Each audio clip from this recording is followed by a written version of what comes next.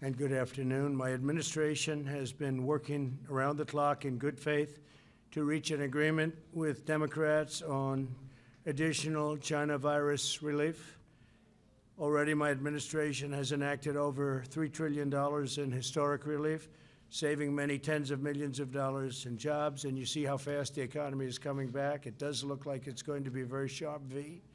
We have tremendous enthusiasm, tremendous spirit, and tremendous job growth. We set a record on number of jobs in the last 3 months. It's the most jobs ever created in a 3-month period during a 3-month period. That's great.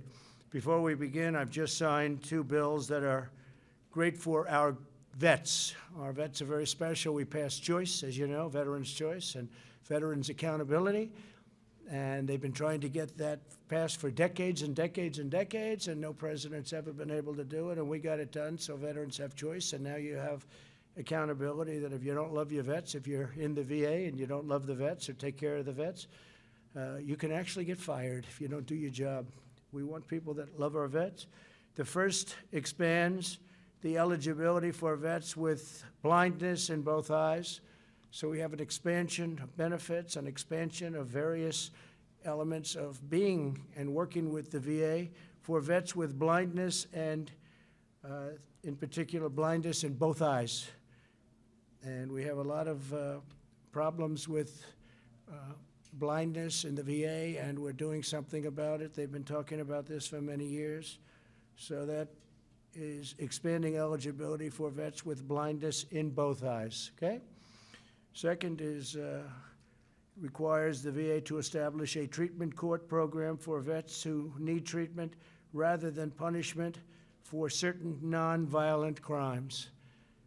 And you know what that all means, and it's really something that they've been trying to get done for a long time. The second requires the VA to establish a treatment court. So this is a treatment court program for vets who need treatment rather than punishment for certain nonviolent crimes, okay? I think it's self-explanatory. We've wanted this for a long time. They've been trying to get it for a long time, and now we have it. And I want to thank everybody for helping us get that done. We had a lot of support from a lot of great people, including people in the VA. In the current negotiations, we have repeatedly stated our willingness to immediately sign legislation providing expanded unemployment benefits, protecting Americans from eviction, and providing additional relief payments to families. Democrats have refused these offers. They want to negotiate. What they really want is bailout money for states that are run by Democrat governors and mayors and that have been run very badly for many, many years and many decades, in fact. You know the states. Everybody knows who we're talking about and what we're talking about. I don't think we have to go over it. But what the Democrats primarily want is bailout money. It has nothing to do with the China virus. It has nothing to do with anything that we've been talking about over the last period of time. They want to bail out states that have been badly managed by Democrats, badly run by Democrats for many years, and in fact, in all cases, many decades. And we're not willing to do that. Nancy Pelosi and Chuck Schumer have chosen to hold this vital assistance hostage on behalf of very extreme partisan demands, and the radical left Democrats said we just can't do that. So hopefully we can do something with them at a later date, but we're going to be signing some bills in a little while that are going to be very important and will take care of pretty much this entire situation as we know it and as you have been covering it, and in some cases actually covering it accurately.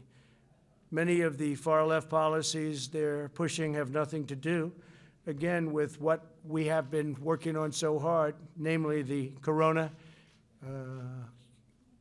You can call it so many different names. What a horrible thing China released upon the world. 1/3 of their bill, the HEROES Act, is spending completely unrelated money to the virus. Here are just a few of the policies in their extreme left bill. And again, this is a bill supported by Biden. And Biden is totally controlled now by the Bernie Sanders left wing of the party. And in fact, he's gone further left than Bernie Sanders ever dreamt of going.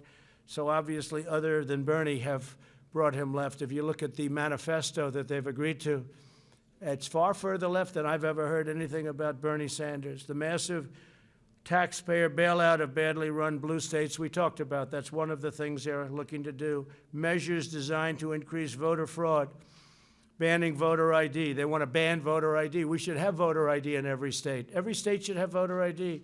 You have ID on everything you do practically. Everybody has voter ID. Everybody has ID except for voters. When you vote, you don't want ID. They don't want it. We have some states with it. It works out great. And if you want to stop fraud in elections, have voter ID. They want measures designed to increase voter fraud, which is banning voter ID in all states and banning requirements for signature verification in federal elections. Now, why would they want, in this bill, which really has nothing to do with what we're talking about, stimulus, something banning voter ID in every single state? They want to ban it, including states where we already have it, because we have some states where we have it. Indiana and others that do very well. Why would they want to ban voter ID in all states? And why would they want to ban requirements for signature verification in federal election? Who would want a bill banning signature verification? What's that all about? You know what it's about? Fraud. That's what they want, fraud. They want to try and steal this election because, frankly, it's the only way they can win the election. The bill also requires all states to do universal mail-in balloting, which nobody's prepared for, regardless of whether or not they have the infrastructure. They want to steal an election. That's all this is all about. They want to steal the election. So in the bill, they have a bill that requires all states to do universal mail-in balloting, regardless of whether or not they have the infrastructure. Like in Nevada, it's such a disaster. Their infrastructure is a total disaster. They don't want to have signature verification. They don't want to have any of the safeguards that you need. And they don't want to have safeguards that are so common and so basic, and even other states that we disagree with have. This Nevada thing is a mess, but we'll see how the courts determine what the courts determine. But they certainly don't have the infrastructure in Nevada. So we'll see how it is. As you know, we brought suit last week, and we'll see how that all works out. I think we're going to win it. But basically what they're trying to do with all of these requirements, including no signature verification, they're trying to steal an election. And I was in Ohio, I was in Texas, I was in Florida over the last 4 or 5 days, and if you would see the crowds along the highways and the roadways, people have said they've never seen anything like it. And they haven't seen anything like it, and the press doesn't report it because they're fake news. They even want to force states to implement the controversial practice known as ballot harvesting, very dangerous practice, meaning they would allow Democrat Party operatives to deposit thousands and thousands of completed ballots at the post office without any verification of who filled them out, including a verification of signatures on the ballot. So you're not even going to have a verified signature. Anybody, I could sign it, you could sign it, anybody in this room could sign it, and that's going to count as a vote. How can you do a thing like this? So this is what they're asking for. This is what Nancy Pelosi and crying Chuck Schumer are asking for.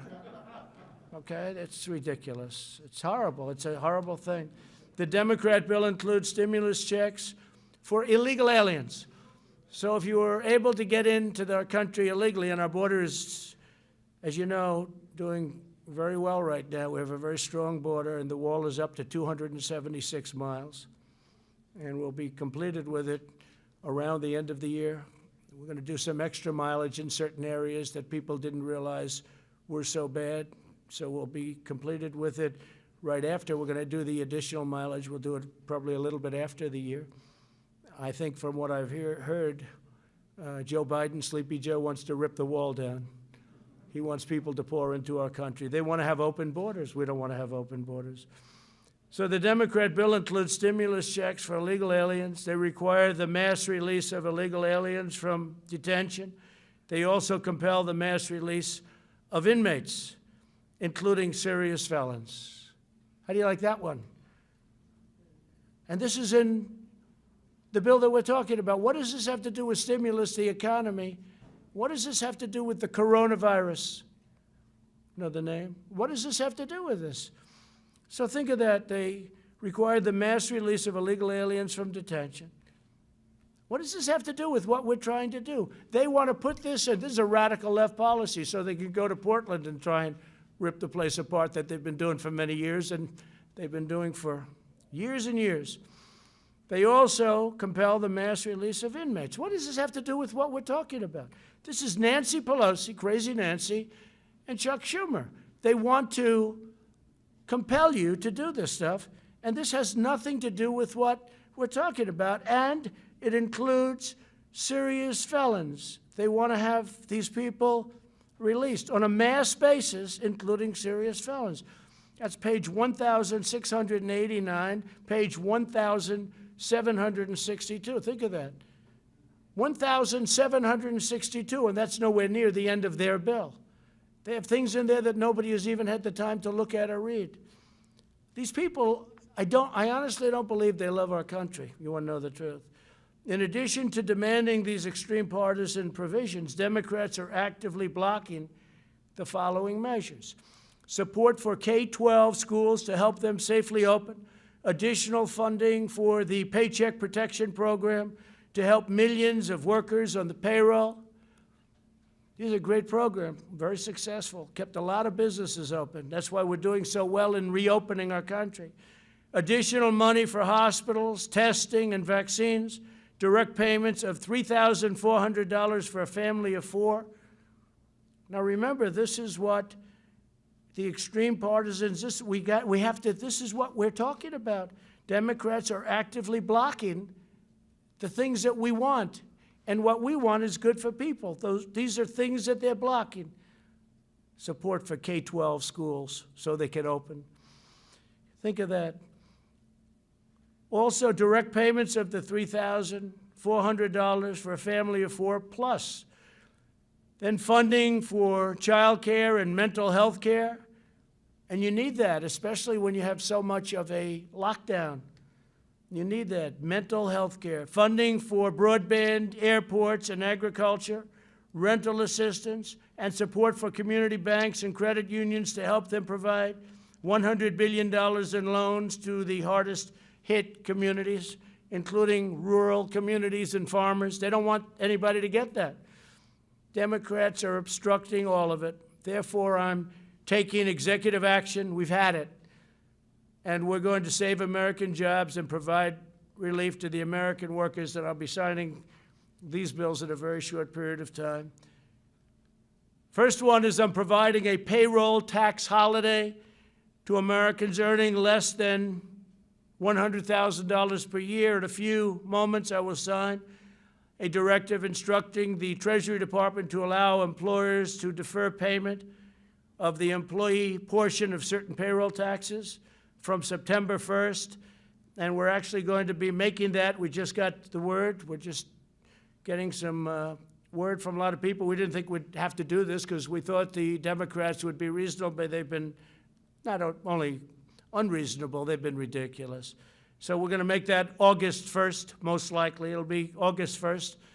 We'll let you know the exact date, but we're looking like August 1st. So it'll be August 1st through the end of 2020.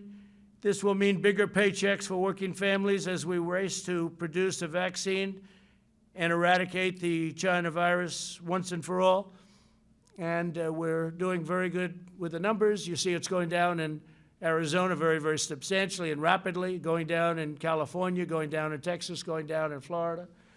Other areas are propping up a little bit, but we're watching them very closely. We understand the disease, and we're watching them very closely, especially our senior citizens and our senior citizens' residences. If I'm victorious on November 3rd, I plan to forgive these taxes and make permanent cuts to the payroll tax. I'm going to make them all permanent. Now, Joe Biden and the Democrats may not want that. They don't want that because they're adding $3 trillion in taxes. So they'll have the option of raising everybody's taxes and taking this away. But if I win, I may extend and terminate. In other words, I'll extend it beyond the end of the year and terminate the tax. And so we'll see what happens. Biden probably won't be doing that. You'll have to ask him. I don't think he knows what he's doing. Second, I'm signing an executive order directing the Department of Housing and Urban Development, HHS, and CDC to make sure renters and homeowners can stay in their homes. So I'm protecting people from eviction. Yet you've been hearing a lot about eviction, and the Democrats don't want to do anything having to do with protecting people from eviction. I said, let's do that separately. That could be a totally separate thing from passing along money so people can live. And they didn't even want to protect people from eviction, so they would get evicted. It's not their fault that this virus came into our country. It's China's fault, and came into the world. By the way, a lot of the people, a lot of the states that were doing the best are having some problems. A lot of the states that we weren't thinking were doing the best are doing very well. You look at some of the countries involved, some of the countries that were really standing out as examples are now exploding, but they'll get it down. They understand it. We're dealing with them. We're dealing with a lot of countries. We're providing thousands and thousands of ventilators all over the world right now. We make a lot of ventilators. We started off with very little, and we're making a lot. And we have thousands in our stockpile, but we're making thousands a month, and we're providing many of them, thousands and thousands, to other countries that would never be able to get them. The Department of Housing and Urban Development will also provide financial assistance to struggling renters and homeowners and work with landlords and lenders to keep Americans safely in their homes. So we don't want people being evicted, and the bill, the act that I'm signing, will solve that problem largely, hopefully completely. The third action I'm taking today will also provide additional support for Americans who are unemployed due to the China virus. Under the CARES Act, I proudly signed expanded unemployment benefits into law. Congressional Democrats have stonewalled our efforts to extend this relief. They even opposed measures that would give bonuses to workers returning to the job. They were totally opposed to that. For this reason, I'm taking action to provide an additional or an extra $400 per week in expanded benefits. $400, okay? So that's generous, but we want to take care of our people. Again, it wasn't their fault, it was China's fault. States will be asked to cover 25% of the cost using existing funding, such as the tens of billions of dollars available to them through the Coronavirus Relief Fund. Under this plan, states will be able to offer greater benefits if they so choose, and the federal government will cover 75% of the cost. So we're all set up. It's $400 per week, and we're doing that without the Democrats. We should have been able to do it very easily with them, but they want all of these additional things that have nothing to do with helping people. Fourth, I'm signing a directive providing relief to student loan borrowers. Earlier this year, we slashed student loan interest rates to zero. I don't know if people know that because the press doesn't ever report it, but maybe they're watching now. The press doesn't report a lot of good things that are good for the people and good for the country. Earlier this year, we slashed student loans, interest rates to 0%, and suspended student loan payments, and Congress extended that policy through September 30th. Today, I'm extending this policy through the end of the year, and we'll extend it further than that, most likely right after December 1st. So we look like we're going to be extending that. They're paying zero interest. And again, not their fault that their colleges are closed down, and not their fault that they're unable to get what they bargained for. Through these four actions, my administration will provide immediate and vital relief to Americans struggling in this difficult time. And the beautiful thing about this difficult time is we're now coming back and setting records. We'll also ensure that our economic comeback continues full speed ahead, and with the $400 and all of the other measures that we're talking about, and we'll be signing in a little while, that will happen. We're further looking at additional tax cuts, including income tax relief, income tax cuts, and capital gains tax cuts. So we're going to be looking at that, capital gains for the purpose of creating jobs, and income tax is self-explanatory, and it'll be income tax for middle income and lower income people, but middle income people, because they pay a lot of income tax, and you do have tax inequality. I'm saying that as a Republican. and you do have tax inequality. So we're going to be looking at income tax, and we're going to be looking at capital gains tax cuts on both, and maybe substantial. And we'll be reporting back fairly shortly on that. That's big news. That's big news, but very important. We want to have our jobs flourish. We want to have our companies do great. We want to have the 401ks, which are now at a level, if you look at the stock market, it's great. If you have stocks in NASDAQ, you're higher than you ever were, including even this is still during the pandemic, the stock market, because they see such incredible things happening, smart people. The stock market is at almost an all-time high. We're just short of it, and NASDAQ is higher than it ever was. It's broken the record 14 times in the last couple of months. So 401ks are doing fantastically. I hope you kept your stocks. I hope you didn't sell. I hope you had confidence in your president and confidence that your president was going to be reelected. And I will tell you this, that the biggest tailwind, the biggest problem that we have with respect to the stock market, which is not much of a problem because it's doing so well, but it would be actually much higher, is the possibility that these radical left Democrats could win. And if they win, we're going to have a crash. We're going to have a terrible problem because they're going to raise taxes, $3 trillion worth of taxes. And that's going to affect everybody from middle income to upper income to jobs to companies. Your 401ks will go down like a rock.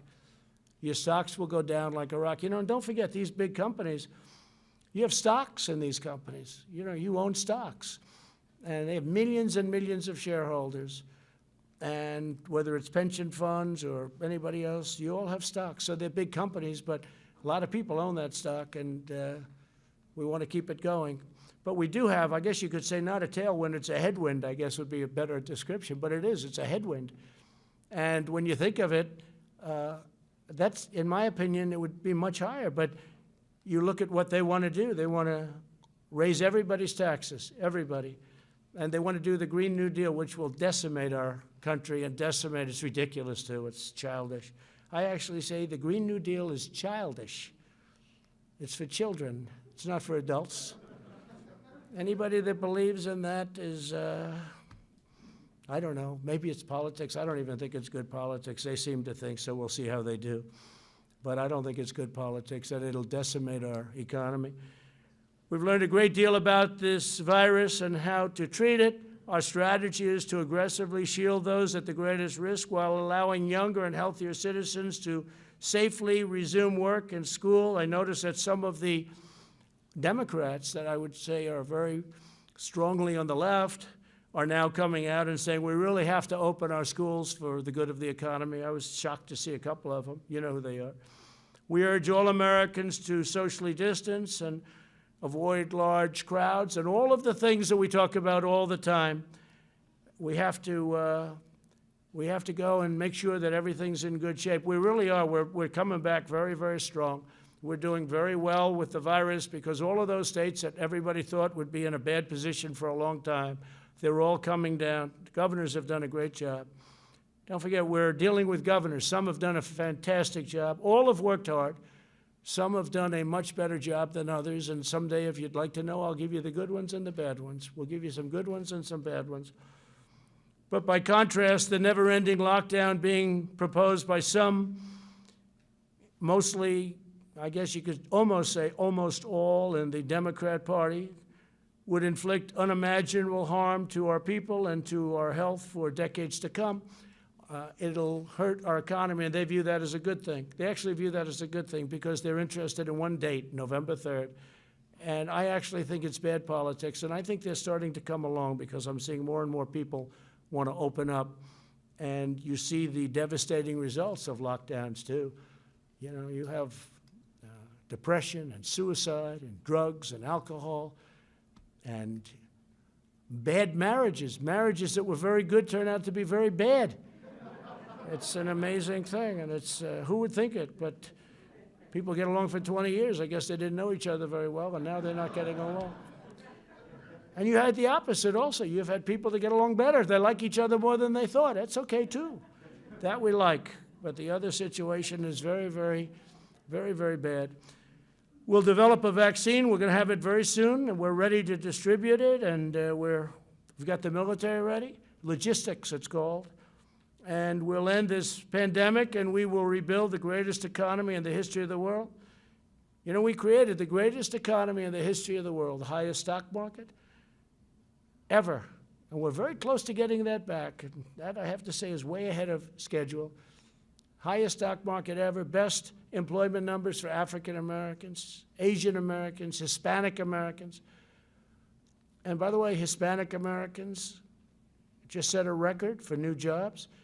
African Americans just set a record for new jobs just now, during the pandemic, the last month. And Asian Americans just set a record for new jobs. So we're very proud of what's happening, and I will now sign the executive action, and then if you want, we can ask a few questions. Okay, Kelly? Yeah, let me do this first, and then you can do some questions. Thank you very much.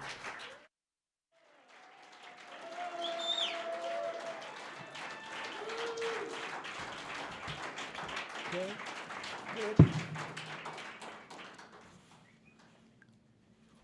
Okay, so this is for the authorization of other needs and assistance program, major disasters declaration related to the coronavirus disease.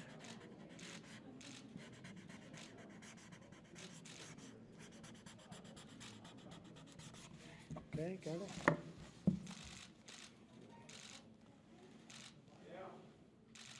Okay.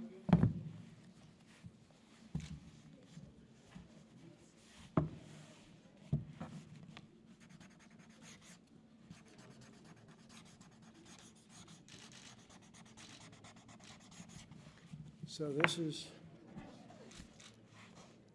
authority invested in me. This is the payment relief during the COVID-19 pandemic.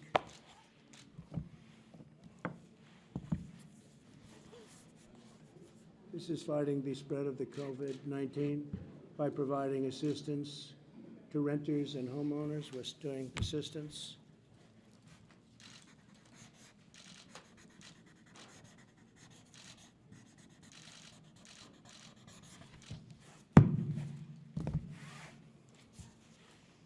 And this is deferral payroll tax obligations. So this is your payroll tax obligations, which we're going to end up terminating eventually, right?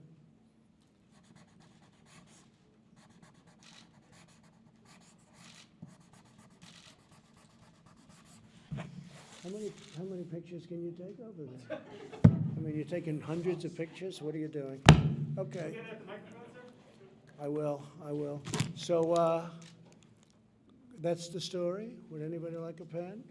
Would anybody like a pen? I do. Would anybody? Why don't we hand these? We'll hand these out to you in the back. Okay, fine.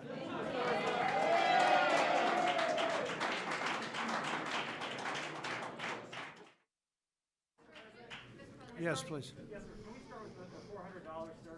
So, just wanted to get your reaction. So, you're saying the states will have to cover some of this cost, sir. Which governors have told you that they would sign on? Well, if they don't, they don't. That's up to them. But if they don't, they don't. That's going to be their problem. I don't think their people will be too happy. They have the money, so I don't think their people will be too happy. But if they don't, they don't. But again, the states have the money. It's sitting there. All right, Kelly. Sir, why did you decide on $400 when previously families were receiving $600? Yeah. That will be a hardship for many. What do you say to them? Well, no, it's not a hardship. This is the money that they need. This is the money they want, and this gives them a great incentive to go back to work. So this was much more than was originally agreed. The 600 was a number that was there, and as you know, there was difficulty with the 600 number because it really was a disincentive. Yeah, go ahead, please. Mr. President? Sir, the payroll tax cut was opposed by both parties on Capitol Hill. Can you give your rationale as to why you think that's so important, particularly since it's not enough Americans? Okay. It helps people greatly. It helps our country get back. And anybody that would say anything different, I think, is very foolish. Everybody wanted it. By the way, the Democrats want it. The Republicans want it. They just couldn't get it. They just couldn't come to an agreement. But everybody wants it. And the very important thing is the people want it, and the people need it, actually. Mr. President, Yeah. Mr. President, you said that this will pretty much take care of the entire situation, but as you said, there's not money for is your administration willing to go back to Democrats to try to actually? Well, the answer is yes, but we have money to do other things. We have a lot of money that was unspent, and we'll be able to do things with the money that was unspent. We have significant money that was unspent, and we will be able to use that for different purposes. Go ahead. Mr. President, Go ahead. when will this relief get in the hands of Americans that need it? What date? We think it's going to be very rapid. We want it to be very rapid. It's going to be distributed in a way that, whichever the fastest way, there are various methods, and it will be rapidly distributed. Because you're also expecting legal challenges with this, right? I didn't say that. No, I didn't say that. Yesterday, sir, you said that you were expecting What I said is people can do whatever they want. I guess maybe they'll bring legal actions, maybe they won't, but they won't win. They won't win. If legal action is brought against you on this, why not just work with Congress on this deal? Well, I'm not saying they're not going to come back and negotiate. They might very well come back and negotiate. You're signing an executive order today, and Americans want to know when they're going to see this relief. Very soon. They're going to see it very soon. Look, there it is, right there. Excuse me. There it is, right there. Go ahead. Mr. President, though, this is expected to be tied up in the court, so this relief is either going to be delayed or. Oh, I don't think so. I think this is going to go very rapidly through the courts. This will go if we get sued, maybe we won't get sued. If we get sued, it's somebody that doesn't want people to get money, okay? And that's not going to be a very popular thing. Go around Congress. Are you trying to set a new precedent that the president No, can go no. around Congress and decide how? You ever hear the word obstruction? They've obstructed. Congress has obstructed. The Democrats have obstructed people from getting desperately needed money. Go ahead, please, right here.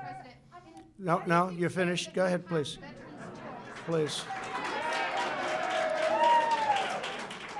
Go ahead. Veterans' choice, it was passed in 2014. Okay, excuse me. Go ahead, please. It's a false statement, sir. Okay. Thank you very much, everybody. Thank you very much.